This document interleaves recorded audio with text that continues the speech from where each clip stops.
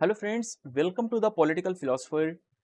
Friends, आज हम लोग महात्मा गांधी को फिर से कंटिन्यू करेंगे और आज का पार्ट नंबर 3 होने वाला है महात्मा गांधी के ऊपर, जिसमें हम महात्मा गांधी के राज्य संबंधी विचारों को पढ़ेंगे, महात्मा गांधी के धर्म संबंधी विचारों को पढ़ेंगे, महात्मा गांधी के धर्म और राज्य संबंधी क्या विचार हैं, इसके अलावा महात्मा गांधी के समाज के ऊपर क्या विचार हैं, ठीक है, इनका जो आदर्श राज्य है उसके ऊपर क्या विचार है, इनको अराजकतावादी क्यों कहा जाता है। इन सारी चीजों का एक एक करके हम डिस्कस करेंगे और डिटेल में डिस्कस करेंगे। हाँ, इस वीडियो सीरीज में आपको फैक्ट ज्यादा दिखाई पड़ेंगे क्योंकि महात्मा गांधी के बारे में आपको फैक्चुअल डेटा बहुत ज्यादा दिखाई पड़ेगा। जैसे कि आप अंबेडकर को पढ़ते हैं तो अंबेडकर के बारे में भी जब आप पढ़ते हैं तो वहां पर भी आपको बहुत ज्यादा फैक्चुअल डेटा, ईयर्स, बुक्स, इन सारी चीजों को समराइज वे में याद रखना पड़ता है। तो वैसे ही ठीक महात्मा गांधी के बारे में भी आप फैक्चुअल डेटास को ज्यादा याद रखेंगे, प्लस यहाँ पर आपको कुछ ज्यादा कोटेशन दिखाई पड़ेंगे कि महात्मा गांधी के कथनों के बारे में बहुत ज्यादा आपको यहाँ पर स्टेटमेंट दिखाई पड़ेगा। तो इन कथन्स को भी आप अच्छे से रिवाइज करेंगे और अपने नोट्स में जरूर ऐड कीजिए इसको, जिससे कि आपको आने वाले एग्जाम में बहुत ज्यादा फायदा मिले। चलते हैं, गांधी जी को फिर से कंटिन्यू करते हैं और अब देखेंगे गांधी जी के द्वारा स्थापित कुछ आश्रमों के बारे में देखेंगे आज की क्लास में। पहला है फिनिक्स सेटलमेंट है, ठीक है, जिसको गांधी जी ने दक्षिण अफ्रीका यानी जोहानिसबर्ग में इन्होंने 1904 में इस आश्रम को या इस सेटलमेंट को गांधी जी ने बनाया था, ठीक है। अब दूसरा है इनका आश्रम टॉलस्टॉय फर्म, ठीक है, टॉलस्टॉय फर्म ये भी दक्षिण अफ्रीका में बनाया गया था। तो ये बनाया किस लिए गया था? सत्याग्रह के लिए, ठीक है, सत्याग्रह के लिए इसकी स्थापना ट्रांसवाल दक्षिण अफ्रीका में 1910 में गांधी जी ने की थी। अब याद रखना एक चीज आपके लिए और इंपॉर्टेंट हो सकता है, नेट के पेपर में अब बहुत बच्चे क्रोनोलॉजिकल ऑर्डर को ज्यादा याद कर रहे हैं, तो ठीक है, आप क्रोनोलॉजिकल ऑर्डर को याद रखिए, लेकिन इस सेटलमेंट को यानी जो भी आश्रम गांधी जी के हैं, गांधी जी के आश्रम को आप क्रम में याद रखें, प्लस गांधी जी की जो बुक्स हैं उनको क्रम में याद रखें, गांधी जी के द्वारा किया गया आंदोलन उनको भी क्रम से याद रखें, ठीक है। इन सारी चीजों को अगर आप क्रम से याद रख लेंगे तो यकीन मानिए कि आपको थोड़ा बहुत बेनिफिट इससे अदर स्टूडेंट से ज्यादा मिल जाएगा, ठीक है। चलिए, कोचरब आश्रम ये बनाया गया 1915 में, ठीक है, गुजरात में बनाया गया था ये। इसमें सत्याग्रह आश्रम की स्थापना इन्होंने इस बार की थी, ठीक है। चलिए, अब इसमें देखते हैं 1917 में इसे साबरमती के पास जो है ट्रांसफर कर दिया गया या साबरमती में इसको ले जाया गया। फिर कोचरब भारत में स्थापित जो है पहला आश्रम है, ये भी क्वेश्चन बन सकता है। फिर अगला, इसे सत्याग्रह हरिजन आश्रम भी कहा जाता है। तो क्वेश्चन बन सकता है कि कोचरब आश्रम के बारे में कौन कौन से कथन सही हैं, ठीक, कौन कौन से कथन सही हैं। पहला कथन हो जाएगा कि इसकी स्थापना 1915 में हुई, पहला स्टेटमेंट सही है। दूसरा, 1917 में इसको ट्रांसफर करके साबरमती के किनारे ले जाया गया, ठीक है, ये भी सही है। तीसरा स्टेटमेंट, कोचरब भारत में गांधी जी के द्वारा स्थापित पहला आश्रम है, ये बात भी सही है। चौथी बात है आपको याद रखना कि इसे सत्याग्रह व हरिजन आश्रम भी कहा जाता है क्योंकि गांधी जी ने भारत में पहली बार सत्याग्रह जो है इसी आश्रम के माध्यम से शुरुआत की थी, ठीक है। फिर इनका अगला आश्रम क्या है?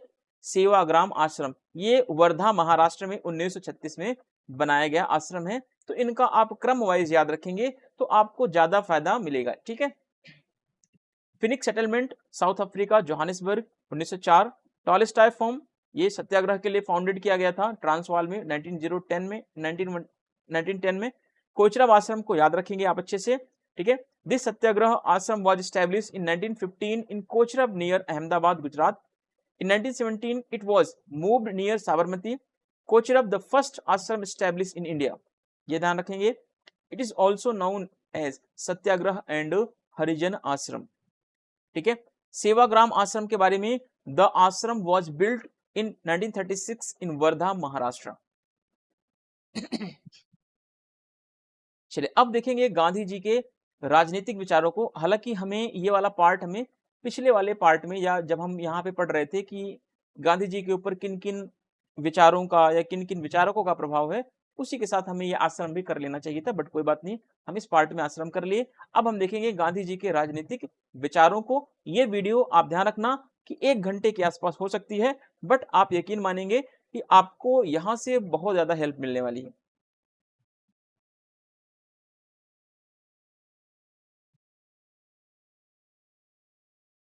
चलिए, देखते हैं गांधी जी के धर्म और राजनीति के बारे में क्या विचार हैं। गांधी जी धर्म और राजनीति को किस प्रकार से देखते हैं, गांधी जी का धर्म और राजनीति को लेकर क्या मंतव्य है, क्या उद्देश्य है, इन सब चीजों के बारे में एक एक करके हम समझने का प्रयास करते हैं। ठीक है, चलिए। गांधी जी ने धर्म व राजनीति की घनिष्ठता पर बल देते हुए राजनीति के आध्यात्मिकरण की आवश्यकता पर बल दिया है। ठीक है, अब देखो गांधी जी ने क्या किया, धर्म और राजनीति इन दोनों को घनिष्ठ रूप से जोड़ने की बात की। गांधी जी ने कहा धर्म और राजनीति को अलग नहीं किया जा सकता। ठीक है, और गांधी जी कह रहे हैं कि राजनीति को आध्यात्मिकता से जोड़ा जाए। जब तक राजनीति में आध्यात्मिकरण नहीं होगा, राजनीति अराजकता की स्थिति पैदा करेगी। तो गांधी जी कह रहे हैं कि राजनीति को हम अध्यात्म से जोड़े। ठीक है, तभी राजनीति का सही अर्थ निकल पाएगा, तभी राजनीति का सही उद्देश्य हमारे सामने आ पाएगा। ठीक है, तो इस हिसाब से गांधी जी कह रहे हैं कि धर्म और राजनीति दोनों का साथ साथ होना बहुत जरूरी है, धर्म विहीन राजनीति नहीं हो सकती। अब यहाँ पे धर्म का मतलब समझ लेंगे। धर्म का मतलब यहां पर है नैतिकता से, धर्म का मतलब है मानवीय मूल्य से। ठीक है, धर्म का मतलब है सदाचार से। ठीक है, अब यहाँ पे धर्म का मतलब यह बिल्कुल भी नहीं है कि धर्म का मतलब हिंदू, मुस्लिम, सिख, ईसाई जो आज राजनीति में चल रही है। धर्म का मतलब गांधी जी का बिल्कुल इस चीज से नहीं था, बल्कि गांधी तो कहते थे कि धर्म का मतलब क्या है, धर्म है नैतिकता, धर्म है मानवीय मूल्य, धर्म है सदाचार। ठीक है, तो अब इन सारी चीजों को राजनीति से अलग नहीं किया सकता। अगर नैतिकता विहीन राजनीति हो गई, मानवीय मूल्य के विहीन राजनीति हो गई, सदाचार से अलग राजनीति हो गई, तो राजनीति का कोई अस्तित्व नहीं रहेगा। ठीक है, तो राजनीति कैसी हो जाएगी, बिल्कुल अराजक हो जाएगी। इसीलिए गांधी जी ने कहा कि धर्म और राजनीति का घनिष्ठ संबंध होना चाहिए। चलिए आगे देखते हैं। अब यहाँ पे समझाने में थोड़ा सा टाइम लग सकता है, इसलिए आप लोग पेशेंस बना के जरूर रखिए। चलिए आगे देखते हैं। गांधी जी के मत में धर्म और राजनीति अपृथककरणीय है, यानी दोनों को अलग नहीं किया जा सकता। ठीक है, गांधी जी ने धर्म व नैतिकता को राजनीति के साथ मिलाया तथा इससे सत्य की संप्रभुता कहा। ठीक है, और इसे क्या बोला इन्होंने कि सत्य की संप्रभुता है, यानी गांधी जी ने धर्म और नैतिकता को किससे जोड़ा, राजनीति के साथ जोड़ दिया, और तब कहा कि जब धर्म और नैतिकता राजनीति से जुड़ जाएगी तब सत्य की संप्रभुता का उदय होगा, यानी कि वास्तविक शक्ति का उदय तभी होगा। गांधी जी के अनुसार वे लोग जो यह कहते हैं कि धर्म का राजनीति से कोई लेना देना नहीं है, वे नहीं जानते कि धर्म का अर्थ क्या है। ठीक है, तो गांधी जी का फेमस स्टेटमेंट है कि भाई जो लोग कहते हैं कि धर्म और राजनीति का कोई लेना देना नहीं, धर्म और राजनीति दोनों एक दूसरे से अलग हैं, तो गांधी जी कह रहे हैं कि वो लोगों को उनको पता ही नहीं है कि धर्म होता क्या है। तो गांधी जी के अकॉर्डिंग धर्म क्या है, धर्म है नैतिकता, धर्म है सदाचार, धर्म है मानवीय मूल्य, धर्म है आध्यात्मिक भावना। ठीक है, तो गांधी जी के अकॉर्डिंग धर्म ये है, इसीलिए गांधी जी धर्म और राजनीति को एक साथ जोड़े रहने की बात करते हैं। गांधी जी stressed the closeness between the religion and politics and emphasized the need for a spiritualization of a politics. In Gandhiji's opinion, religion and politics are inseparable. ठीक है, तो इसको कभी भी सेपरेट नहीं कह सकता। रिलीजन और पॉलिटिक्स दोनों क्या रहेंगे, इनसेपरेट रहेंगे, यानी ये दोनों एक साथ चलते रहेंगे। Gandhi ji mix religion and morality with the politics and called sovereignty of a truth. According to Gandhi ji, those people who say that religion has nothing to do with the politics don't know the meaning of a religion. ठीक है, अब यही Hindi English में है, अगर एक ही चीज को हम दो दो बार पढ़ेंगे, दो दो बार समझाएंगे, तो चीजें क्या होंगी, बहुत ज्यादा लेंदी हो जाएगी। इसलिए मैं इंग्लिश में इसको पढ़ता जाऊंगा, चीजों को समझाता भी जाऊंगा थोड़ा बहुत, आप इसको अच्छे से एनालाइज करते जाइएगा। चलिए अगला स्टेटमेंट है गांधी जी का। गांधी जी कहते हैं कि मेरे लिए धर्म विहीन राजनीति का कोई अस्तित्व नहीं है, राजनीति धर्म के अधीन है, धर्म से अलग हुई राजनीति मृत्युजाल है, क्योंकि वह आत्मा को मार देती है। ठीक है, अब यहाँ पे ये समझना है कि धर्म के अधीन राजनीति है, धर्म के अधीन राजनीति है। अब ये आप मत समझना कि धर्म के अधीन राजनीति मध्यकाल में भी थी, है ना, तो वो राजनीति और धर्म दोनों अलग थे। वहां पे धर्म का मतलब था पोप, धर्म का मतलब था क्रिश्चियनिटी, धर्म का मतलब था ईसाई धर्म से। लेकिन यहाँ पर गांधी जी का धर्म का मतलब है नैतिकता से, सदाचार से, सद आचरण से, मानवीय मूल्य से। ठीक है, तो गांधी जी कह रहे हैं कि मानवीय मूल्यों से रहित राजनीति का कोई अर्थ नहीं है, इसीलिए राजनीति में धर्म बहुत जरूरी है। ठीक है, और राजनीति जो होगी वो धर्म के अधीन होगी। फिर आगे देखिए, गांधी जी के मत में राजनीति ने लोगों को सर्प की कुंडली की तरह जकड़ लिया है, जिससे कोई बाहर नहीं निकल सकता। ठीक है, ये एनसीईआरटी में है, आप पढ़िएगा 11th 12th क्लास की एनसीईआरटी जब पढ़ेंगे तो वहां पे आपको बहुत सारी चीजें क्लियर हो जाएंगी। गांधी जी धर्म गांधी के आदर्श समाज की क्या है, आधारशिला है। यानी गांधी जी कहते हैं कि जो आदर्श समाज होगा, यानी आदर्श समाज का मतलब गांधी जी का राम राज्य है। ठीक है, तो गांधी जी कहते हैं जो राम राज्य की स्थापना होगी उसका आधार क्या होगा, धर्म होगा। Gandhi ji, for me politics without religion has no existence, politics is a subordinate to religion, politics separated from religion is a death trap because it kills the soul. In Gandhiji's opinion, politics has gripped people like a snake's coil from which no one can get out. Religion is the foundation of Gandhi's ideal society. अब देखिए, जो highlighted form में है, जो bold करके लिखे गए हैं, रेड करके लिखे गए हैं, इनको तो आपको अच्छे से समझना है। बाकी जो और भी पॉइंट्स लिखे गए हैं उनको भी आप उसी तरीके से समझिए जिस तरीके से आप सारी चीजों को एनालाइज कर रहे हैं। गांधी जी की मान्यता है कि धार्मिक चेतना ही एक सुदृढ़ सामाजिक और राजनीतिक संरचना का विश्वसनीय आधार हो सकती है। अब देखिए, धार्मिक चेतना का मतलब क्या है, धार्मिक चेतना का मतलब है कि मानवीय मूल्यों के प्रति आपका सरोकार क्या है, मानवीय मूल्यों के प्रति आपकी चेतना कितनी है, मानवीय मूल्यों के प्रति आप कितने सजग हैं। ठीक है, तो जब आप धार्मिक चेतना के प्रति ज्यादा सुदृढ़ रहेंगे तभी जो है राजनीतिक संरचना भी विश्वसनीय बनेगी। ठीक है, गांधी जी ने धर्म संकीर्ण अर्थ को स्वीकार नहीं किया, धर्म का संकीर्ण, धर्म के यहां पे कर दीजिए, गांधी ने धर्म के संकीर्ण अर्थ को स्वीकार नहीं किया। अब धर्म का संकीर्ण अर्थ का क्या मतलब है, कि धर्म का संकीर्ण अर्थ का मतलब है सांप्रदायिकता। ठीक है, जिसको आप कहते हैं हिंदू, जिसको आप कहते हैं मुस्लिम, जिसको आप कहते हैं सिख, ईसाई, है ना, ये क्या है, धर्म का संकीर्ण अर्थ है, जो कि आज की राजनीति में बहुत ज्यादा प्रचलित है। तो गांधी जी इस तरीके की राजनीति को बिल्कुल भी स्वीकार नहीं करते थे। गांधी जी बिल्कुल भी इस धार्मिक संकीर्ण भावना को स्वीकार नहीं करते थे, बल्कि गांधी जी के धर्म का मतलब है मानवीय मूल्य। गांधी जी के अनुसार धर्म क्या है, धर्म शाश्वत और सार्वभौमिक नैतिक नियमों का एक संग्रह है। गांधी जी ने स्पष्ट किया कि धर्म एक ऐसी शक्ति है जो व्यक्ति को विवेकहीन मताग्रहों से मुक्त करती है। ठीक है, इन्होंने कहा कि धर्म क्या है, धर्म एक ऐसी शक्ति है जो व्यक्ति के अंदर क्या करती है, जो विवेकहीन व्यक्ति को मताग्रहों से मुक्त कर देती है। यानी कोई भी व्यक्ति अगर विवेकहीन है, अगर वह धार्मिक है, तो वह पूर्वाग्रहों से मुक्त हो सकता है। Gandhi ji firmly believe that only religious consciousness can be reliable basis of a strong social and a political structure. Gandhi ji did not accept the narrow meaning of the religion. According to him, religion is a collection of eternal and universal moral rules. Gandhi ji clarified that the religion is such a power that frees a person from the irrational opinions. फिर आगे देखिए गांधी जी क्या बोलते हैं। फिर अगला statement, आपको यहाँ पे ज्यादातर चीजें स्टेटमेंट्स के थ्रू दिखाई पड़ेंगी, क्योंकि बुक्स में जो दिया है वो स्टेटमेंट्स के थ्रू दिया है। ठीक है, ज्यादातर क्वेश्चंस या ज्यादातर जो पॉइंट्स हैं इसमें। गांधी जी ने कहा कि मेरे मत में धर्म का अर्थ क्या है, नैतिकता। मैं ऐसे किसी धर्म को नहीं मानता जो नैतिकता का विरोध करता हो या नैतिकता से परे कोई उपदेश देता हो। धर्म तो वास्तव में नैतिकता को व्यवहार में घटित करने की पराकाष्ठा है। तो गांधी जी का मतलब धर्म से नैतिकता से है। ठीक है, धर्म का मतलब क्या है, नैतिकता से। आगे देखिए, विवेक और दृष्टिकोण की व्यापकता ऐसे दो आधार हैं जिन पर किसी भी धार्मिक मान्यता का परीक्षण करके ही उसे अपनाया जाना चाहिए।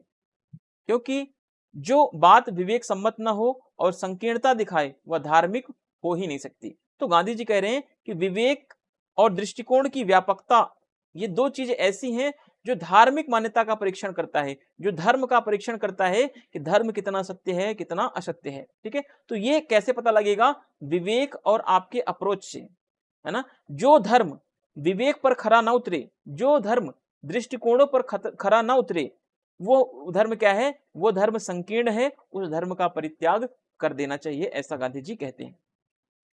He said, in my opinion, religion means morality. I don't believe in any religion that opposes morality or preaches some things beyond morality. Religion is actually the culmination of a making morality happiness and in a practice. Conscience and broadness of outlook are two such a base on which any religious belief should be tested before the adopting it, because something that is not according with the conscience and the teacher's narrow mindedness cannot be religious. आगे देखते हैं गांधी जी फिर क्या कहते हैं। गांधी जी कहते हैं कि विभिन्न धर्म तो एक ही लक्ष्य को प्राप्त करने के विभिन्न मार्ग हैं। जो अलग अलग धर्म हैं, ठीक है, वो भी तो एक ही लक्ष्य को प्राप्त करने के लिए अलग अलग मार्ग को अपनाते हैं, पर लक्ष्य उनका क्या होता है? एक ही लक्ष्य है ना। जब हमारा लक्ष्य एक ही है तो इस बात से कोई फर्क नहीं पड़ता कि हम उसकी प्राप्ति के लिए अलग अलग रास्तों पर चल रहे हैं। चाहे हिंदू हो, चाहे मुस्लिम हो, चाहे सिख हो, चाहे ईसाई हो, हर धर्म का लक्ष्य क्या है? मोक्ष की प्राप्ति है ना। भले उनके रास्ते अलग हो, लेकिन लक्ष्य तो एक ही है ना। तो गांधी जी कह रहे हैं कि जब लक्ष्य एक है तो अलग अलग रास्ते भी हैं, तो उससे कोई फर्क नहीं पड़ना चाहिए।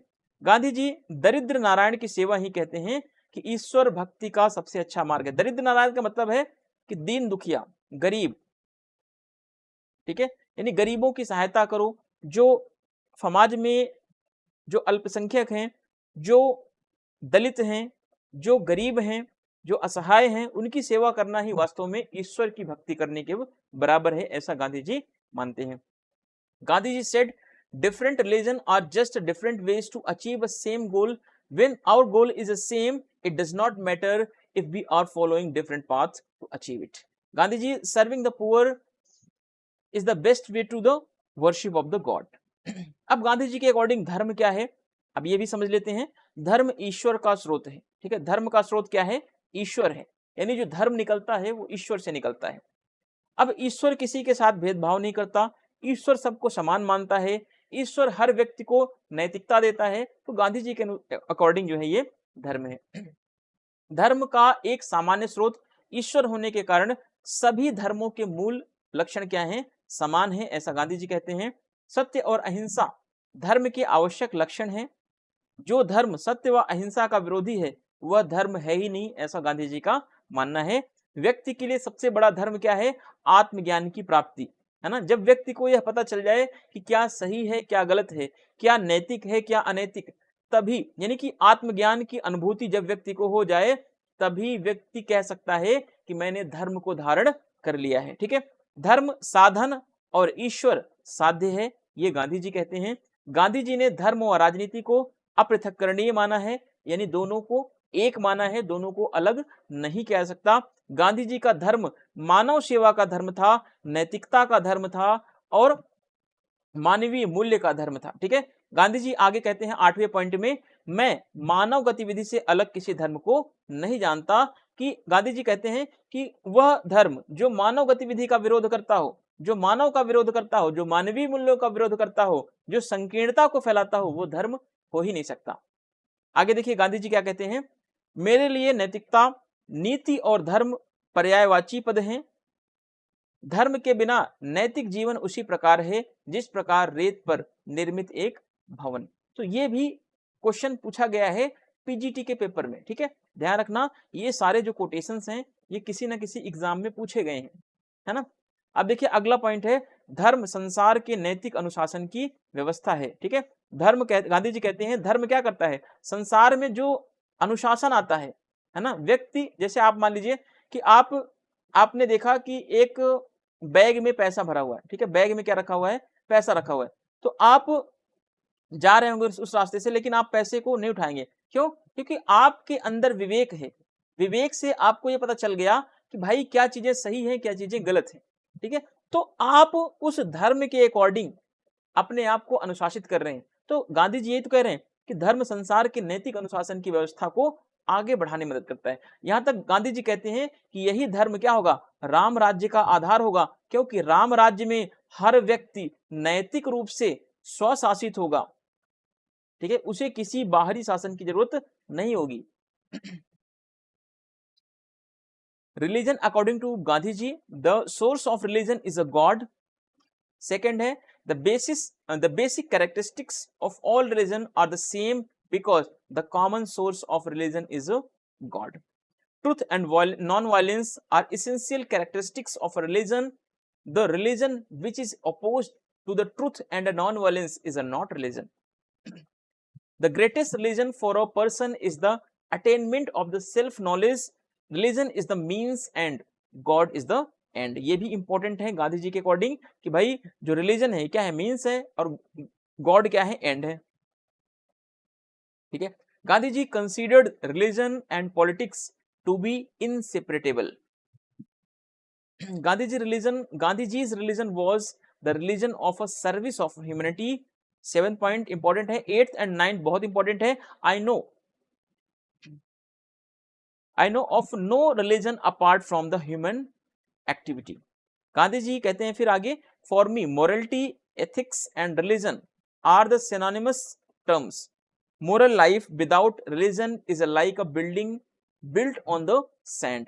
Religion is the system of a moral discipline in the world. तो ये 10 पॉइंट्स आपको याद रखने हैं। ऐसा नहीं कि गांधी ने केवल 10 ही बातें बताई हैं धर्म के बारे में जो मैंने लिख दिया है, मैंने तो छांट के चीजों को ऐड किया है, तो आप भी अलग से भी चीजों को पढ़ते हैं। देखिए, इस क्लास को देखने के बाद भी आप बुक्स को जरूर पढ़ें।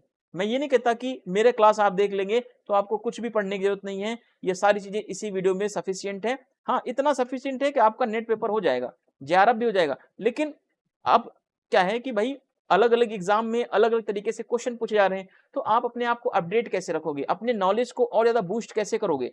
तो इसके लिए जरूरी है कि आप बुक्स को भी पढ़ते रहें, ठीक है, आप चीजों को रिवाइज करते रहें, करंट चीजों से जुड़े, हर चीजों को आप एक शॉर्ट में पढ़ने की कोशिश ना करें। इसीलिए मेरी कोशिश है कि वीडियो चाहे जितना बड़ा हो जाए, चाहे ये वीडियो गांधी का 10 पार्ट में हो जाए, चाहे ये 200 पेज की एक ही गांधी की पीपीटी बने, लेकिन कोशिश रहेगा कि हर एलिमेंट्स को, हर डायमेंशंस को मैं कवर कर पाऊं। फिर भी कुछ ऐसा होता है कि जो छूट जाता है ना बाकी जो चीजें छूट जाती हैं उनको हम टेस्ट सीरीज के माध्यम से कर सकते हैं। हाँ, ये कह सकते हैं कि भाई इतना अगर आपने पढ़ लिया तो सफिशियंट है एग्जाम के लिए आपके, है ना। बट इसकी कोई गारंटी मैं इस बात की नहीं देता कि भाई मेरा ही कंटेंट आप पढ़ लो तो भी आप या हर एग्जाम को क्लियर कर जाओगे, तो इस बात की कोई भी गारंटी नहीं ले सकता, ना तो कोई भी गारंटी आपको देगा, ठीक है। जो ये कहता है कि भाई मेरा कंटेंट आप पढ़ लो, ये हर एग्जाम के लिए, या आप इसी कंटेंट से आप हर एग्जाम में आने वाले जितने भी एग्जाम होंगे सारे चीजें क्रैक कर जाओगे, तो गलत है भाई। किसी नोट्स या पीपीटी किसी बुक से एक जैसा, या आप कह सकते हैं कि भाई उसी कंटेंट से सारी चीजें पूछ ली जाएं या उसी पीपीटी या वीडियो से सारी चीजें आ जाएं, तो ये इम्पॉसिबल है।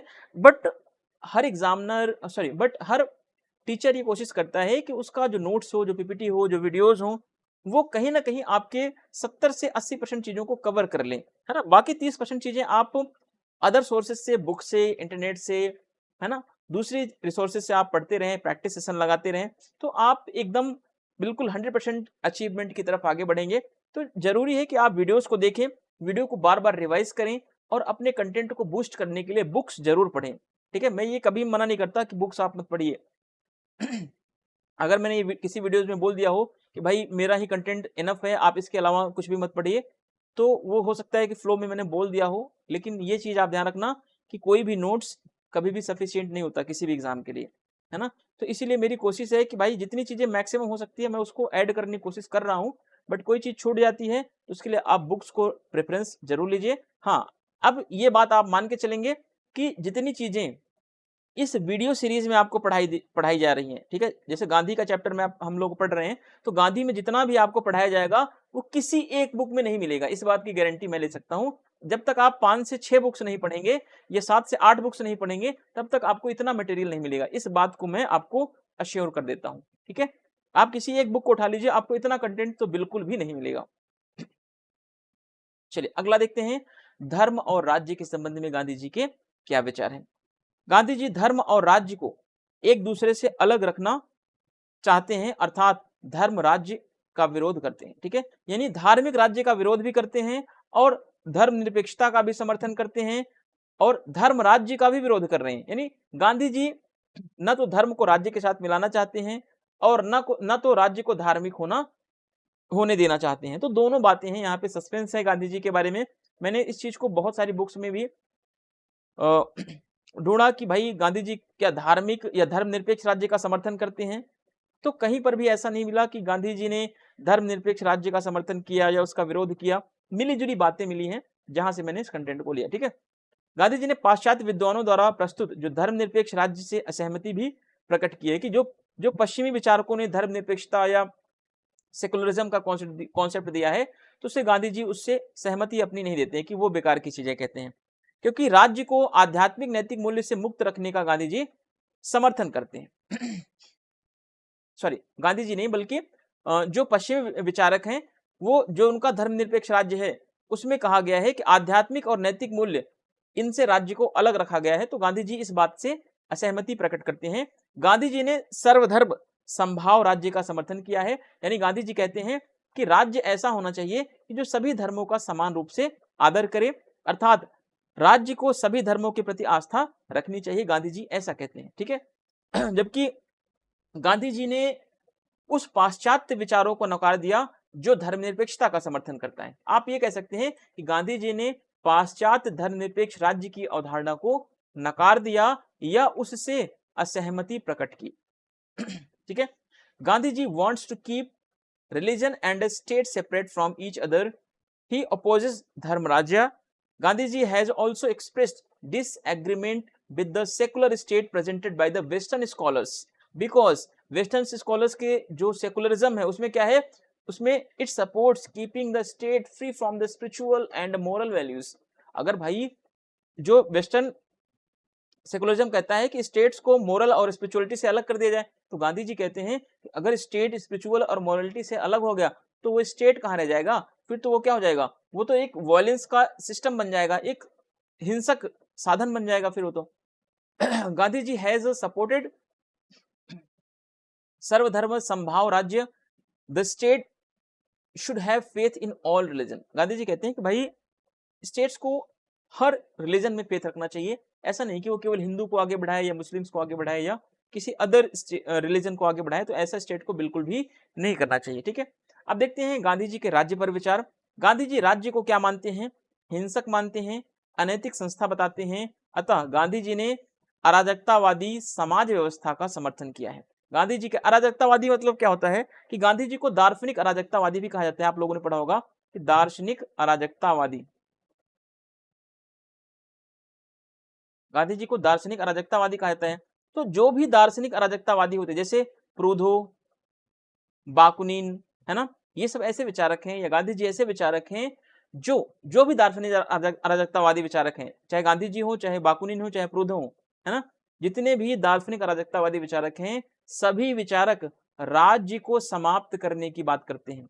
राज्य को कहते हैं अनावश्यक बुराई, ध्यान रखना, अनावश्यक बुराई, है ना। अनावश्यक बुराई का मतलब है कि राज्य अनावश्यक है, बिना फालतू का राज्य है, और बुराई भी है और बिना फालतू का बना हुआ है ना। अब जो उदारवादी होते हैं वो क्या बोलते हैं, उदारवादी कहते हैं कि राज्य क्या है, राज्य आवश्यक बुराई है, आवश्यक बुराई है। यानी उदारवादी कहते हैं कि राज्य आवश्यक है। क्यों आवश्यक है, क्योंकि राज्य कानून व्यवस्था को बनाए रखता है, राज्य व्यक्ति के जीवन को सुरक्षित रखता है, लेकिन बुराई भी है। क्यों, क्योंकि राज्य व्यक्ति के कार्यों में हस्तक्षेप करता है, इसलिए बुराई है।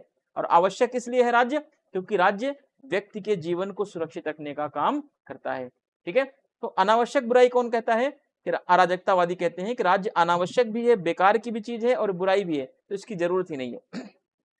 अब राज्य को आवश्यक अच्छाई कौन कहता है, आवश्यक भी है, अच्छाई भी है, ये कहते हैं सकारात्मक उदारवादी, या कह लें कि भाई जो सकारात्मक उदारवादी हैं वो कहते हैं कि राज्य आवश्यक है क्योंकि राज्य एक तो जीवन की सुरक्षा करता है, अच्छाई इसलिए है क्योंकि यह कल्याणकारी कार्य भी करता है।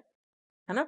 तो इस तरीके से आप शब्दों को पकड़े, अनावश्यक बुराई क्या होता है, आवश्यक बुराई क्या होता है और आवश्यक अच्छाई क्या होता है। जब आप बुक्स को पढ़ेंगे तो सारी चीजों को समझ जाएंगे। अब यहाँ पर भी आपको इतनी सारी चीजें समझा दी गई हैं, यही यही बातें बुक में आपको 2 से 4 पेजेस में फैलाकर बता दी जाएंगी, तो आपको समराइज वे में समझना है चीजों को। ठीक है। तो गांधी जी ने अराजकतावादी समाज व्यवस्था का समर्थन किया है, यानी कि ऐसा समाज, यानी कि गांधी जी के राज्य में समाज का कोई अस्तित्व नहीं होगा। गांधी जी राज्य विहीन समाज की बात करते हैं। गांधी जी कहते हैं राज्य क्या है, राज्य आत्मा रहित मशीन है, राज्य के पास कोई आत्मा नहीं होती है। गांधी जी कहते हैं जब कोई व्यक्ति आत्मा नहीं उसके पास, तो वो क्या होगा, वो मशीन की तरह हो जाएगा, है ना। तो मशीन, अगर आप बिजली जहां पे है, लाइट से जहां पे करंट का फ्लो हो रहा है, तो वहां पे अगर आप हाथ रख देंगे तो आप जाहिर सी बात है आप मर जाएंगे, क्योंकि उसके पास आत्मा नहीं है कि आप मरोगे बचोगे, चाहे आप छोटे बच्चे हो, चाहे बूढ़े हो, चाहे आप जवान हो। ठीक है, वो किसी के साथ भेदभाव नहीं करता, क्योंकि उसके पास आत्मा ही नहीं है ना। तो गांधी जी कहते हैं राज्य क्या है, आत्मा रहित मशीन है। क्यों? क्योंकि इसके पास नैतिक मूल्य ही नहीं होता, है ना। तो अब गांधी जी कहते हैं कि राज्य की हिंसा व्यक्ति की हिंसा से भयंकर होती है। एक तो इसके पास आत्मा नहीं है, इसलिए जब ये हिंसा करता है तो ये हिंसा इतने बड़े स्तर पर करता है कि भाई व्यक्ति भी उससे कांप जाता है। अब आगे गांधी जी कहते हैं कि राज्य व्यक्ति के नैतिक विकास का विनाश कर देता है। ठीक है, क्योंकि राज्य क्या करता है, राज्य हमेशा व्यक्ति के नैतिक विकास को रोकता है। राज्य आत्मा रहित मशीन है, राज्य हिंसा को फैलाता है, राज्य व्यक्ति के विकास को रोकता है, ये गांधी जी कह रहे हैं। ठीक है, गांधी जी के मत में राज्य क्या है, राज्य एक अनावश्यक बुराई है, यानी राज्य की कोई आवश्यकता भी नहीं है और राज्य बुराई भी है।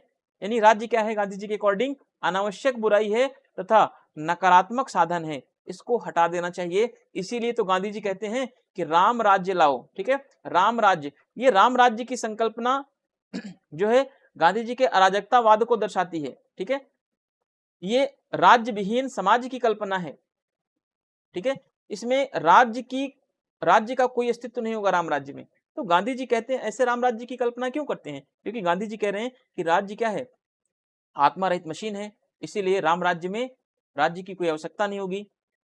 राज्य व्यक्ति के नैतिक विकास को रोक देता है, राज्य एक अनावश्यक बुराई भी है, इसलिए जब राम राज्य आएगा तो वहां पर राज्य की कोई जरूरत नहीं होगी। Gandhi ji calls the state a violent and immoral institution, hence Gandhi ji has supported the anarchic social system. The state is a soulless machine, Gandhi ji कहते हैं स्टेट्स के पास सोल नहीं होता, ये सोललेस है। ठीक है, the violence of the state is a more terrible than the violence of an individuals.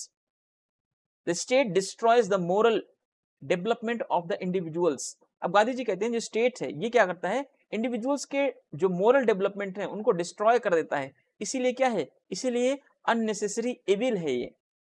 ठीक है, ये नेगेटिव टूल है स्टेट, तो नेगेटिव टूल्स की कोई रिक्वायरमेंट नहीं है, क्योंकि जब गांधी जी राम राज्य बनाएंगे तो उस राम राज्य में नेगेटिव टूल, अननेसेसरी एविल्स की कोई जरूरत नहीं है, क्योंकि स्टेट्स क्या है, अननेसेसरी एविल है, नेगेटिव टूल है।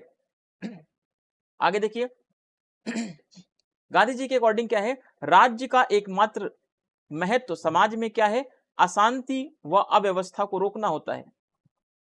ठीक है, गांधी जी कह रहे हैं कि राज्य का एकमात्र महत्व इसलिए भी है कि भाई, बल्कि गांधी जी कह रहे हैं कि भाई पहले बात तो राज्य की जरूरत नहीं है, अगर जरूरत है भी तो गांधी जी कह रहे हैं कि राज्य का कार्य क्या है कि केवल अशांति को दूर करे और अव्यवस्था जो फैल रही है उस अव्यवस्था को रोके, बस इतना ही काम है, इसके अलावा राज्य को कोई कार्य ही नहीं करना चाहिए।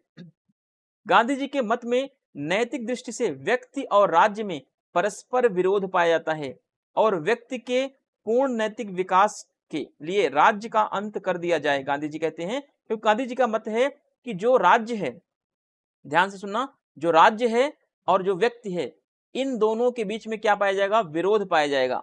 क्योंकि राज्य क्या करता है, व्यक्ति का नैतिक पतन करता है, व्यक्ति का जो नैतिक विकास हो रहा है राज्य उसको रोक देता है, इसीलिए व्यक्ति और राज्य के बीच में विरोध होता है ना। अर्थात एक राज्य विहीन समाज में ही व्यक्ति का नैतिक विकास हो सकता है, ऐसा गांधी जी कह रहे हैं। ठीक है, ऐसी बात कौन करता है, ऐसी बात मार्क्स भी करता है कि भाई जो राज्य है, राज्य क्या है, एक शोषण का यंत्र है। मार्क्स ने बोला कि राज्य क्या है, एक शोषण का यंत्र है, क्योंकि राज्य जब तक रहेगा तब तक वो गरीबों का, सर्वहारा वर्ग का शोषण करता रहेगा। इसीलिए मार्क्स ने भी कहा भाई साम्यवाद आ जाएगा।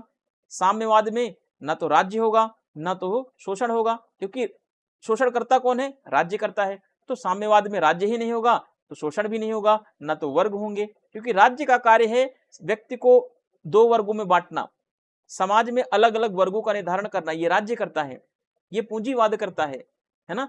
तो अब वह यही बात गांधी जी कह रहे हैं, गांधी जी भी कह रहे हैं भैया जहां पे राज्य होगा वहां पे व्यक्ति अनैतिक हो जाएगा, उसके अंदर नैतिकता का विकास ही नहीं होगा, तो हमें ऐसे राज्य की जरूरत ही नहीं है, क्योंकि ये अनावश्यक बुराई भी है ना। तो गांधी जी कह रहे हैं कि हमें ऐसे राज्य की कोई जरूरत नहीं है। अगर राज्य हो भी तो कानून व्यवस्था को बनाए रखे, इसके अलावा राज्य अगर कोई कार्य करेगा तो उल्टा ही कार्य करेगा हमेशा। आगे देखिए, गांधी जी ने व्यक्ति को क्या माना है? साध्य माना, है ना। यानी कि गांधी जी के लिए व्यक्ति ज्यादा महत्वपूर्ण है तथा राज्य क्या है? व्यक्ति का साधन है। ठीक है, ये गांधी जी के विचार नकारात्मक उदारवादी, नकारात्मक उदारवादी के समान है, ध्यान रखना। ठीक है, क्योंकि क्वेश्चन बनेगा तो ऐसा नहीं कि जो मैं पढ़ा रहा हूं वही दे देगा, आपको कनेक्टिविटी बढ़ानी है। ठीक है, तो गांधी जी कह रहे हैं कि व्यक्ति क्या है? साध्य है और राज्य साधन है। यही बात नकारात्मक उदारवादी या परंपरागत उदारवादी या क्लासिकल लिबरलिज्म को जो मानने वाले विचारक हैं वो भी तो यही बात करते हैं, यही बात गांधी जी कर रहे हैं। ठीक है, तथा राज्य की सीमित, नियंत्रित, मर्यादित संप्रभुता की को स्वीकार किया है। यही बात जो है लॉक भी कहते हैं भाई कि राज्य कैसा होना चाहिए, सरकार कैसी होनी चाहिए? सीमित होनी चाहिए, सरकार नियंत्रित होनी चाहिए, सरकार की संप्रभुता मर्यादित होनी चाहिए, है ना। क्योंकि तभी जो है व्यक्तियों के अधिकारों की सुरक्षा हो पाएगी। जब राज्य अनियंत्रित, असीमित और अमर्यादित हो जाएगा तो व्यक्ति के नैतिक पतन सुनिश्चित हो जाएंगे, व्यक्ति का नैतिक विनाश सुनिश्चित हो जाएगा। इसीलिए गांधी जी कहते हैं कि राज्य न्यूनतम कार्य करे। यहां तक कि राज्य को नष्ट ही कर देना अच्छी बात है, लेकिन वास्तविक रूप में राज्य के बिना समाज की कल्पना कैसे आप कर सकते हैं? अगर देखा जाए तो बिना राज्य के आप समाज की कल्पना कैसे करेंगे, है ना। तो इसीलिए जो है इन्होंने व्यवहारिक रूप में जो गांधी जी ने राज्य की बात की है वो इन्होंने कहा कि पंचायती राज्य होना चाहिए। ये व्यवहारिक चीजें हैं, क्योंकि इसमें जनता स्वयं शासन करती है, सत्ता का विकेंद्रीकरण हो जाता है, तो ये चीजें अच्छी बात है। The only importance of the state is to prevent the unrest and the chaos in the society. According to Gandhi, there is a moral conflict between the individual and the state, and for the complete moral development of the individuals, the state should be abolished. That is, the moral development of an individuals is possible only in a stateless society. ठीक है, तो गांधी जी कह रहे हैं कि भाई अगर individuals को अपना मोरल डेवलपमेंट करना है तो स्टेट को एंड कर देना चाहिए और स्टेटलेस सोसाइटी लानी चाहिए। Gandhi ji considered the individual as the goal and the state as the means, and the accepted and the limited control and the restricted sovereignty of the states. तो इन्होंने कहा कि जो इंडिविजुअल्स हैं वो क्या है? गोल है, ठीक है, और स्टेट क्या है? मीन्स है। यानी इंडिविजुअल क्या है? एंड है, और आपका स्टेट क्या है? मीन्स है। ठीक है, तो इन्होंने कहा कि जो स्टेट्स है वो कंट्रोल, रिस्ट्रिक्टेड, और जो इसकी सॉवरेंटी है वो भी बिल्कुल लिमिटेड वे में होनी चाहिए। अगर ये अनलिमिटेड हो गई तो ये विनाश कर देती है नैतिकता का, मोरालिटी का, हर चीज का। ठीक है, गांधी जी ने अहिंसात्मक राज्य, यानी जो इनका राम राज्य है वो अहिंसात्मक राज्य होगा। क्यों? क्योंकि राम राज्य में कोई राज्य ही नहीं होगा। गांधी जी कहते हैं राज्य जहां पे होता है वहां पे हिंसा फैलती है, क्योंकि गांधी जी कह रहे हैं कि राज्य की हिंसा व्यक्ति की हिंसा से ज्यादा खतरनाक है। इसीलिए गांधी जी ने कहा कि जो राम राज्य आएगा वो अहिंसक राज्य होगा, वहां पर हिंसा होगी नहीं, क्योंकि वहां पर राज्य ही नहीं होगा। ठीक है, क्योंकि हिंसा करता कौन है? राज्य है। तो गांधी जी कहते हैं कि हिंसा को फैलाता राज्य है और राज्य की जरूरत राम राज्य में नहीं है। इसलिए गांधी जी का राम राज्य कैसा राज्य होगा? अहिंसक राज्य होगा। ठीक है, चलिए, राज्य का सर्वोत्तम उद्देश्य क्या है? साध्य, इसका सर्वोदय है, यानी कि सर्वोत्तम उद्देश्य या साध्य जो है कि सबका उदय करना है, सबका कल्याण करना है, और यह केवल राम राज्य में ही संभव हो सकता है, दूसरे राज्य में नहीं। यानी कि गांधी जी कह रहे हैं कि जहां पर स्टेटलेस सोसाइटी होगी, जहां पे राज्य विहीन समाज होगा, जहां पे राज्य विहीन राज्य होगा, ठीक है, वहां पर ही सर्वोदय आ सकता है। लेकिन जहां पर राज्य होगा वहां पर सर्वोदय नहीं आ सकता। गांधी जी के मत में राज्य क्या है? विशुद्ध रक्षात्मक होना चाहिए, यानी कि राज्य का अगर कार्य हो, अगर राज्य हो भी तो राज्य का कार्य केवल और केवल व्यक्ति की रक्षा करना होना चाहिए, व्यक्ति के अधिकारों को रक्षित करे, दूसरे राज्यों से व्यक्ति के अधिकारों की सुरक्षा करना ही राज्य का कार्य है, इसके अलावा राज्य कोई भी कार्य नहीं करेगा। राज्य को स्वास्थ्य एवं शिक्षा के प्रति भी सरोकार नहीं रखना चाहिए, है ना, क्योंकि गांधी जी कहते हैं जैसे जैसे राज्य का कार्य बढ़ता जाएगा तो व्यक्ति के अधिकार, व्यक्ति की स्वतंत्रता और व्यक्ति की नैतिकता का पतन होता चला जाएगा। इसीलिए गांधी जी कह रहे हैं राज्य को शिक्षा, राज्य को स्वास्थ्य, ये सब काम भी नहीं करने चाहिए, केवल और केवल राज्य को एक ही काम करना चाहिए, व्यक्ति के अधिकारों की रक्षा करना। स्वास्थ्य एवं शिक्षा को गांधी जी कह रहे हैं कि इसको निजी या प्राइवेट कंपनियों के हाथों में दे दो, वो ज्यादा अच्छे तरीके से इसको संभाल लेगी। ठीक है, Gandhi ji supported the non violent state, जिसको इन्होंने राम राज्य बोला है। द बेस्ट ऑब्जेक्टिव और end of the state is the Sarvodaya and this is the possible only in Ram Rajya. और उन्होंने कहा कि भाई जो सर्वोदय है ये केवल और केवल कहां पर पॉसिबल होगा, राम राज्य में पॉसिबल हो सकता है। In the Gandhiji's opinion the state should be purely defensive, state का जो रोल होगा वो प्योरली डिफेंसिव होगा, यानी कि स्टेट क्या करेगा, व्यक्ति की सुरक्षा या रक्षा करेगा। The state should not be concern with the health and education earlier either. ठीक है, it would be better to leave health and education private initiatives. अब कह रहे हैं कि भाई जो हेल्थ एंड एजुकेशन का सेक्टर है वो भी क्या करो, प्राइवेट को दे दो, क्योंकि प्राइवेट कंपनियों के हाथों में रहेगा तो व्यक्तियों का जीवन सुरक्षित रहेगा। अगर राज्य के हाथों में आ गया सारी चीजें तो राज्य व्यक्ति को समाप्त कर देगा, धीरे धीरे उसकी नैतिकता को खत्म कर देगा। गांधी जी का राज्य समाज का वह रूप है जिसकी चारित्रिक विशेषताएं क्या हैं। गांधी जी का जो राज्य है, जो राम राज्य है, उसमें व्यक्ति की चारित्रिक विशेषताएं क्या है, उस समाज का चारित्रिक विशेषता क्या है, तो आत्मशासन, आत्मनियंत्रण होगा, स्वैच्छिक सहायता होगी, त्याग की भावना होगी लोगों के अंदर, न कि प्रतिस्पर्धा और बल प्रयोग होगा, जो कि आधुनिक राज्य की चारित्रिक विशेषताएं हैं। तो गांधी जी का जो राज्य राम राज्य है उसमें व्यक्ति आत्मशासन को आगे बढ़ाएगा, आत्मशासित होगा, आत्मनियंत्रण व्यक्ति के अंदर होगा, व्यक्ति स्वैच्छिक रूप से एक दूसरे का सहयोग करेगा, व्यक्ति के अंदर राष्ट्र के प्रति, एक दूसरे के प्रति त्याग की भावना होगी, ना कि प्रतिस्पर्धा। प्रतिस्पर्धा कहां पर है, प्रतिस्पर्धा आधुनिक समाज की विशेषता है, तो आधुनिक राज्य की विशेषता है जिसका गांधी जी विरोध करते हैं। गांधी का सर्वोच्च आदर्श राम राज्य, राज्य विहीन व वर्ग विहीन व्यवस्था होगी, जिसमें राज्य अनावश्यक बुराई होगा, जैसा कि किसने बोला, जैसा कि मार्क्स ने बोला। ठीक है, मार्क्स ने भी तो यही कहा कि हमारा उद्देश्य क्या है, राज्य विहीन वर्ग विहीन व्यवस्था की स्थापना करना है जो कि साम्यवाद में आएगी।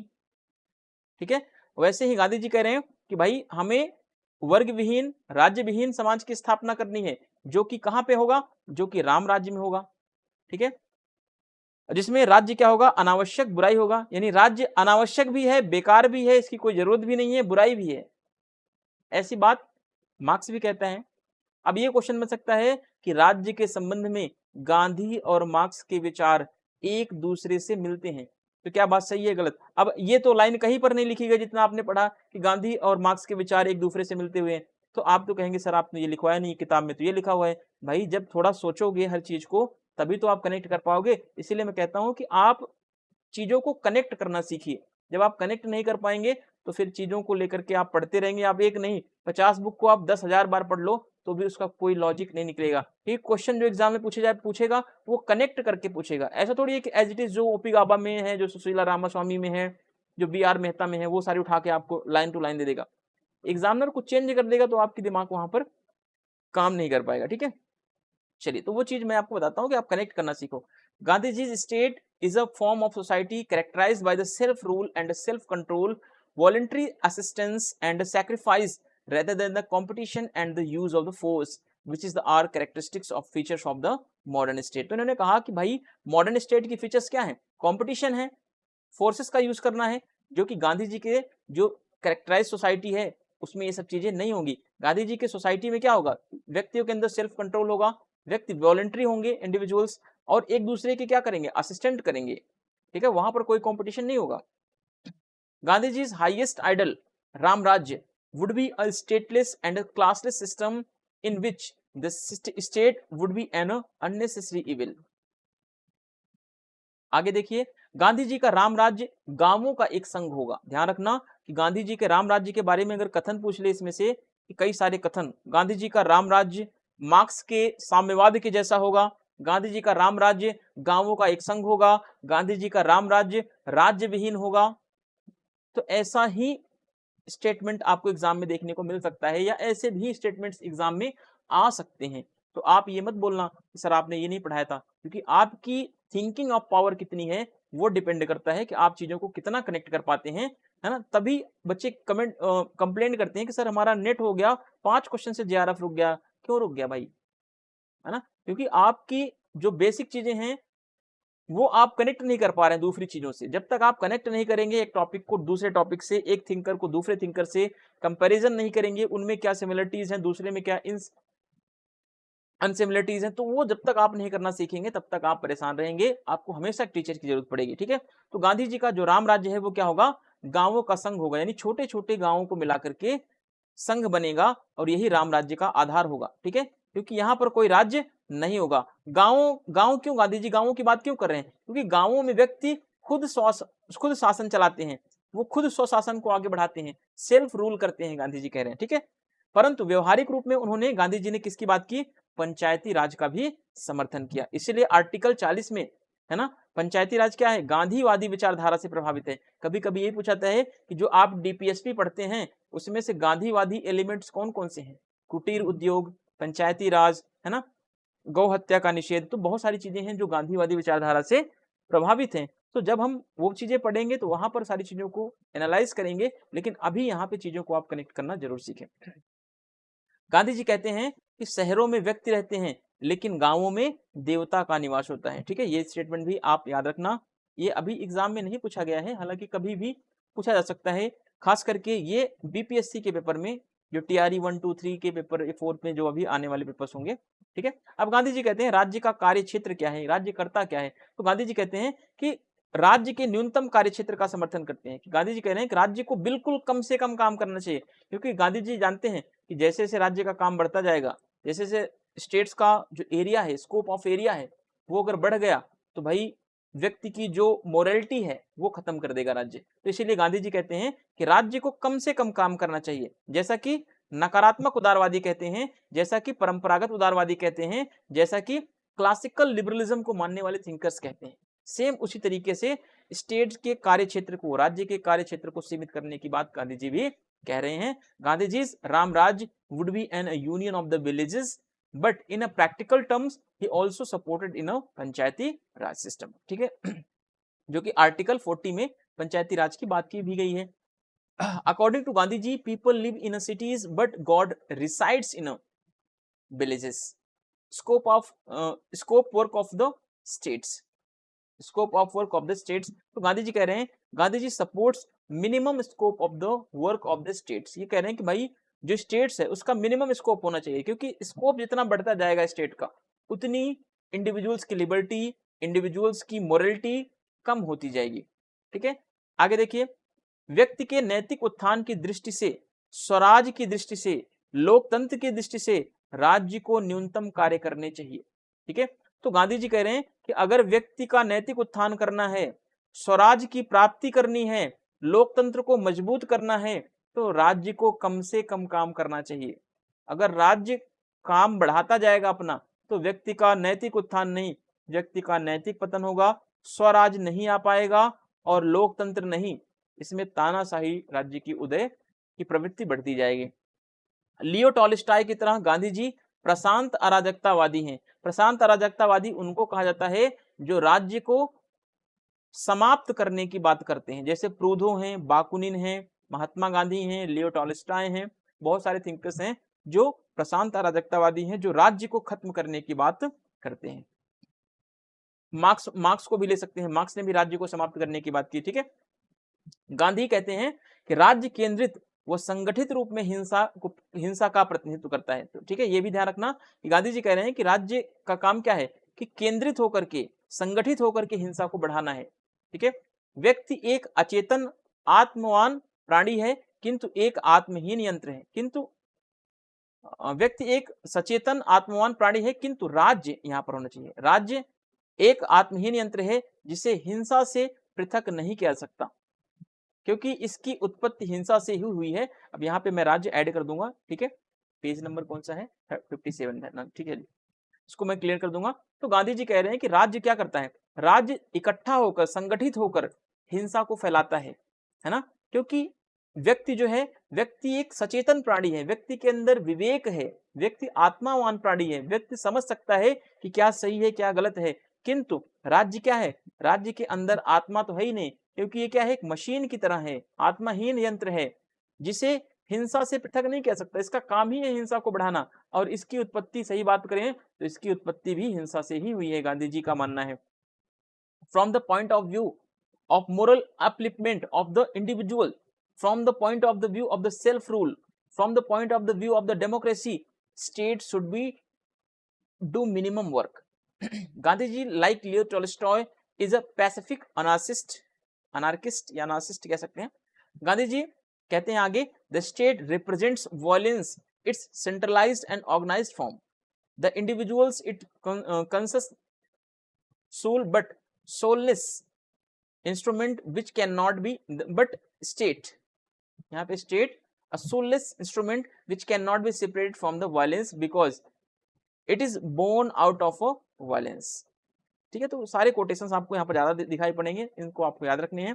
फिर आगे देखिए, गांधी हेनरी डेविड थोरो के इस विचार से सहमत थे कि सर्वोत्तम सरकार वह है जो बिल्कुल शासन नहीं करती। यानी गांधी जी कह रहे हैं कि सबसे अच्छी सरकार वह है जो बिल्कुल भी शासन नहीं करती, है ना, जो कम से कम शासन करे वही सबसे अच्छी सरकार है, ऐसा गांधी जी का मानना है। इसीलिए गांधी जी कहते हैं कि मैं राज्य की शक्तियों में वृद्धि को बड़े भय तथा शंका की दृष्टि से देखता हूं। इसका प्रत्येक बढ़ा हुआ कार्य व्यक्ति के व्यक्तित्व का विनाश करता है तथा मानव जाति को हानि पहुंचा सकता है, ऐसा गांधी जी कह रहे हैं कि भाई सरकार सबसे अच्छी वही है जो कम से कम शासन करे।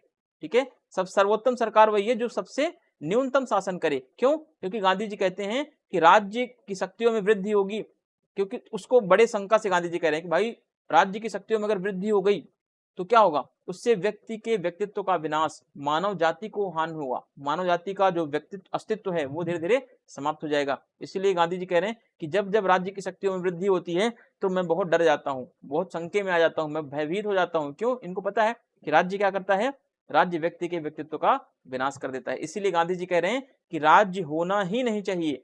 ठीक है, राज्य होना ही नहीं चाहिए। इसीलिए तो इन्होंने क्या बोला, राम राज्य की स्थापना की बात की, है ना, क्योंकि इनको पता है कि जहां पे राज्य होगा वहां पे नैतिकता का अंत हो जाएगा, वहां पर व्यक्ति के व्यक्तित्व का विनाश जरूर हो जाएगा। Gandhi agreed with the Henry David Thoreau that the best government is that which does not govern at all. That's why Gandhi says, I view the increase is the power of the state with the great fear and the suspicion. Every increase in its activities destroy the personality of an individuals and the harms the human race। ठीक है, इतना आप जरूर correct करके रखें। अब आगे देखते हैं, गांधी जी के राम राज्य में निजी संपत्ति का अस्तित्व बना रहता है। ठीक है, ध्यान रखना इस बात का कि गांधी जी का जो राम राज्य है उसमें निजी संपत्ति क्या रहेगा, बना रहेगा, उसका समापन नहीं होगा। हाँ, लेकिन क्या होगा कि जो संपत्तिवान है, संपत्तिवान के पास वह सामाजिक धरोहर होती है, यानी संपत्तिवान उस संपत्ति का ट्रस्टी होता है, रखवाला होता है, वो ये नहीं कह सकता कि ये मेरी प्रॉपर्टी है। गांधी जी के राम राज्य में क्या होगा, निजी संपत्ति का अस्तित्व बना रहेगा, लेकिन वो निजी संपत्ति जिसकी भी होगी वो उसका क्या होगा, उस संपत्ति का रखवाला होगा, यानी उस संपत्ति का वो ट्रस्टी होगा। ट्रस्टी का मतलब रखवाला। ठीक है, गांधी जी का स्वराज मूलतः उपनिषदों से लिया गया है, ये ध्यान रखना। गांधी जी अरस्तु के इस सिद्धांत के समर्थक थे कि संपत्ति व्यक्तिगत होनी चाहिए तथा उसका उपभोग जो होना चाहिए वो सार्वजनिक होना चाहिए। यानी गांधी जी अरस्तु के प्रैक्सिस थियरी से बहुत प्रभावित थे। प्रैक्सिस थियरी यानी सिद्धांत को व्यवहार में लाने की बात। ठीक है, तो गांधी जी अरस्तु के इस बात से भी समर्थक करते हैं कि संपत्ति भाई आपकी है, ठीक है, लेकिन जरूरत पड़ने पर उसका उपयोग पूरी दुनिया के लिए, पूरे समाज के लिए, पूरे समुदाय के लिए होना चाहिए, क्योंकि आप संपत्ति के मालिक नहीं है, बल्कि संपत्ति के क्या है, ट्रस्टी हैं, संपत्ति के रखवाले हैं।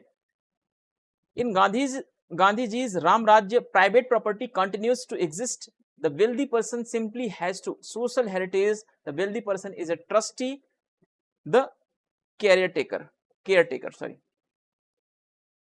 Gandhiji's term Swaraj is originally derived from the Upanishads. Gandhiji was a supporter of Aristotle's theory that property should be personal and consumption should be public. अब गांधी जी के राज्य और समाज के बारे में देखते हैं, ठीक है, गांधी जी का राज्य और समाज, इसके बाद आपका ये कंप्लीट हो जाएगा। और ये बहुत काफी बड़ा वीडियो हो चुका है, आई थिंक, मेरे को लगता है, टाइम देखते हैं एक बार, 55 मिनट्स का, कोई बात नहीं। हमने तो इसके पहले भी जो थियरी वाले सेक्शन थे, जो वेस्टर्न पॉलिटिकल थॉट्स थे, उसमें 1 घंटे 20-20 मिनट की वीडियोस की हैं, बट आप पेशेंस बना के रखेंगे तो सारी चीजें क्लियर होंगी। राज्य और समाज के बारे में देखते हैं, ठीक है।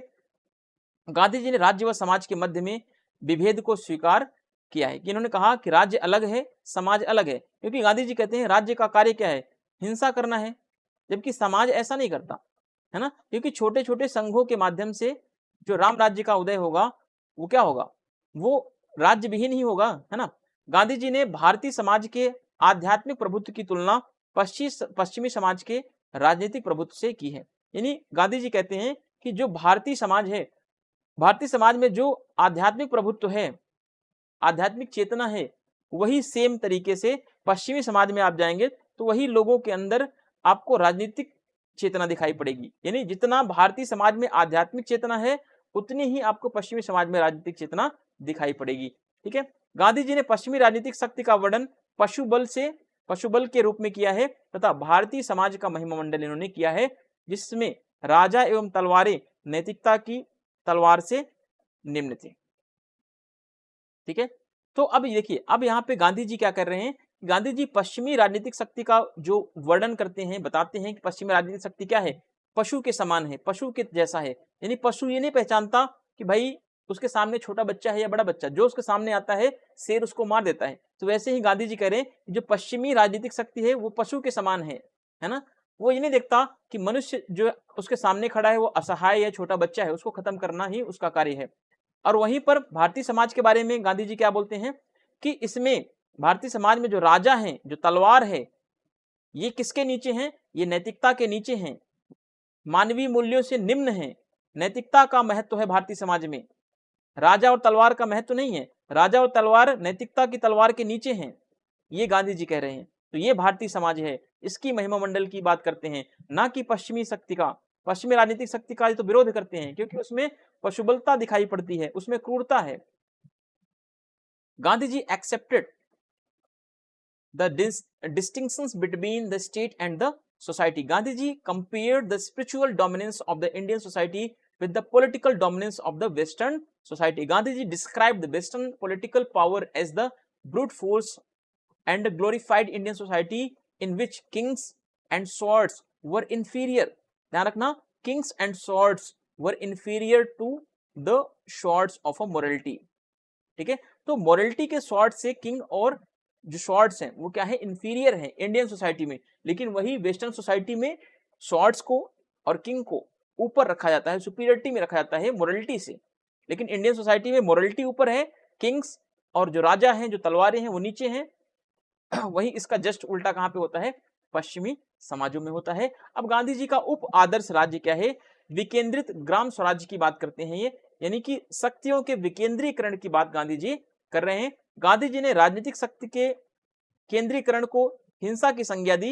इन्होंने कहा कि जब भी राजनीतिक शक्ति का केंद्रीकरण होगा, राजनीतिक शक्ति एक व्यक्ति एक संस्था में आएगी, तब तब हिंसा का प्रचार प्रसार होगा, हिंसा बढ़ेगी। इसीलिए गांधी जी ने हमेशा समर्थन किसका किया है, डिसेंट्रलाइजेशन का, विकेंद्रीकरण का समर्थन गांधी जी ने किया है, ठीक है। इसी विकेंद्रीकरण से प्रभावित होकर गांधी जी ने पंचायती राज व्यवस्था का समर्थन किया है, ठीक है। गांधी जी ने प्रतिपादित किया कि एक विकेंद्रित राजनीतिक प्रणाली ही अहिंसा के आदर्श के अनुरूप मानी जा सकती है। आदर्श लोकतांत्रिक व्यवस्था को गांधी जी ने क्या नाम दिया, ग्राम स्वराज की संज्ञा दी।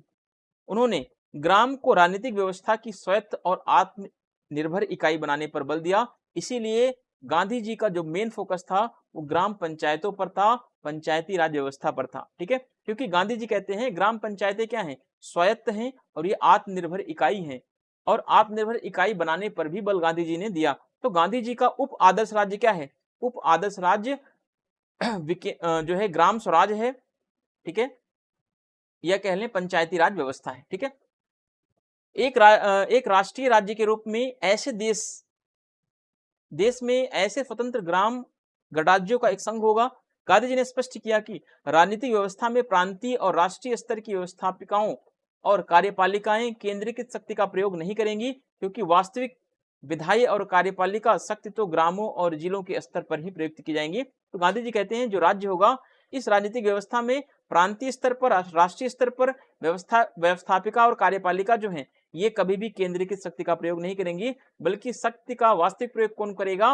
वास्तविक प्रयोग ग्राम पंचायतें करेंगी, जिले के स्तर पर की जाएगी। ठीक है, प्रांतीय और राष्ट्रीय व्यवस्थापिकाएं तो केवल ऐसे अपशिष्ट शक्तियों, अवशिष्ट विषयों में हस्तक्षेप करेंगी जो ग्राम गणराज्यों के मध्य समन्वय के लिए आवश्यक हो तथा अंतरराष्ट्रीय मामलों से संबंधित हो। तो इन्होंने कहा कि राष्ट्रीय सरकारों को तभी हस्तक्षेप करना चाहिए जब अंतरराष्ट्रीय स्तर पर जरूरत पड़े, अन्यथा ग्राम पंचायतों के हाथों में या जिला परिषदों के हाथों में सारी शक्तियां समर्पित कर देनी चाहिए। ये व्यवस्थापिकाएं भी अपनी शक्ति का स्रोत स्वयं नहीं होंगी, अपितु अपनी शक्तियां निचले स्तरों से प्राप्त करेंगी, अंततः जनता में शक्ति निहित करने की बात करते हैं। आप देखोगे कि गांधी जी के विचार में व्यक्ति केंद्रित है। जब आप पढ़ोगे कि गांधी जी का जो सामुद्रिक वृत्ति का सिद्धांत है, सामुद्रिक वृत्ति का सिद्धांत है, जो ओशियानिक सर्कल थ्योरी है गांधी जी का, उस ओशियानिक सर्कल थ्योरी में सबसे बीच में कौन है? व्यक्ति है, क्योंकि गांधी जी कहते हैं कि व्यक्ति से ही सारी चीजें शुरू होंगी और अंत तक ये बढ़ती जाएंगी ऐसे सर्कल के थ्रू। जैसे लहर उठती है समुद्र में तो एक केंद्र से उठती है, उस केंद्र से उठकर वो अंतिम किनारे तक पहुंचती है, यानी अंतिम किनारे तक पहुंचने का मतलब है कि सर्वोदय यानी हर व्यक्ति तक पहुंचना। ठीक है, ये चीज आप ध्यान रखेंगे थोड़ा सा।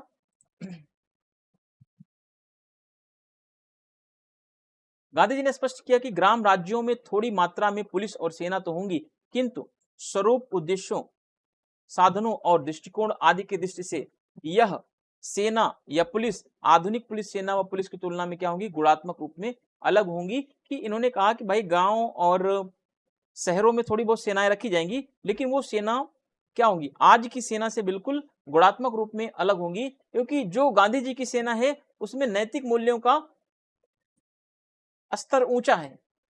ठीक है, गांधी जी की सेना के जो जवान हैं उनमें नैतिक मूल्यों का विकास हो चुका है, लेकिन आज की गांधी जी जो सेना कर रहे हैं, आज की जो गांधी जी के अकॉर्डिंग जो आज की पुलिस और सेना है, इसमें गुणात्मक क्वालिटी नहीं है, इसमें मूल्यों का अंतर्निहित नहीं है, इसमें नैतिकता का भाव नहीं है। तो गांधी जी इन सारी चीजों को एक एनालाइज में समर्पित करने का प्रयास करते हैं। सब आइडल जो स्टेट्स है इनका ये कह लें कि decentralised village and self rule की बात करते हैं। Gandhi ji called the centralisation of political powers as a violence. He propounded that only the decentralized political system can be considered in accordance with the ideal of non-violence. Gandhi ji called the ideal democratic system as a village self-rule. He emphasized on making the village an autonomous and self-reliant unit of the political system. The country as the nation state will be a union of such independent village republics.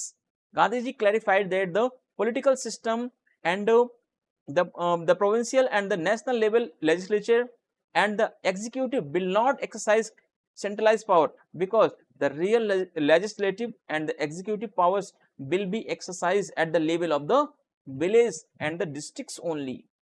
ठीक है, the provincial and the national legislature will only intervene in such a residual subjects which are necessary for the coordination among the village and the republics or are the related to the international matters. तो गांधी जी कहते हैं जब states या जो central legislature है, national जो legislature है, वो तभी इंटरफेयर करेगा जब सब्जेक्ट हो भाई रेजिडुअल सब्जेक्ट्स हो, या जब कोई ऐसा नेसेसरी टॉपिक आ जाए कि भाई वहां पे इंटरनेशनल इश्यूज आ जाए, तब वहां पे स्टेट्स को या जो नेशनल लेजिस्लेचर है तब वहां पे उसको इंटरफेयर करना चाहिए। बाकी टाइम में जो है विलेजेस को डिस्ट्रिक्ट लेवल पे पावर्स को डिस्ट्रीब्यूट कर देना चाहिए।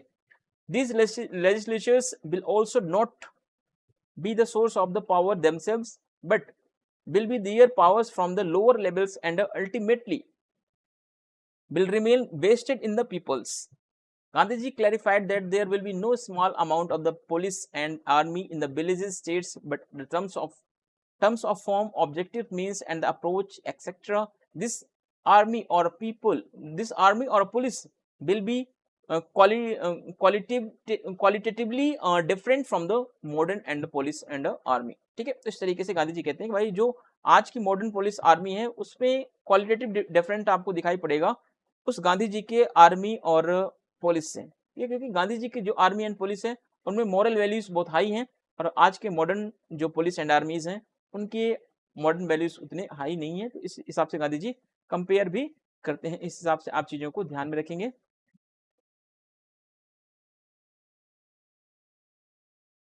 ठीक है, मिलते हैं अगले वीडियो सीरीज में।